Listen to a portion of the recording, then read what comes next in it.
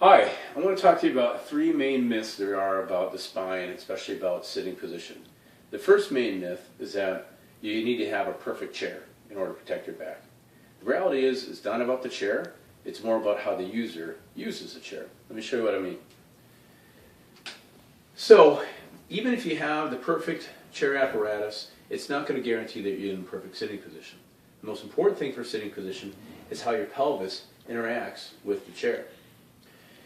This is how a lot of people sit. When they sit, they're sitting on the ischial so hard bone in your rear. And the mistake by sitting this way is that it positions your spine in a posterior pelvic tilt. Essentially, that causes your spine to bend or to flex. And if you look at your waistline, your belt buckle, you can see that it pushes a trajectory on an upward incline.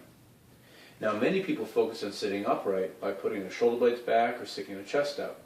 But that's a lot of effort for the spine muscles, especially if the back is in a rounded or posterior tilt position. So rather than focusing on pulling the shoulder blades back, which is a lot of effort, instead we need to focus on sitting on the posterior aspect of our thigh, on the back of our proximal thigh. Now, sitting this way, my ischial tuberosity is back here, the hard bones in my rear, and my pelvis is in a much more neutral position. You can see now that my belt line goes in a more of a declined position. That allows our spine to be in its most neutral or lordotic curve in the low back. Now, sitting upright is effortless. It doesn't require nearly as much effort to hold our back. The analogy would be like planting a tree.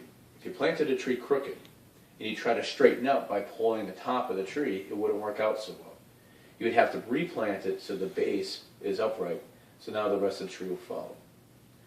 So that's one of the first myths there is about back issues. The second is that you can sit in the perfect position for a long period of time, not have back problems. Even in the right position, sitting is inherently a problem.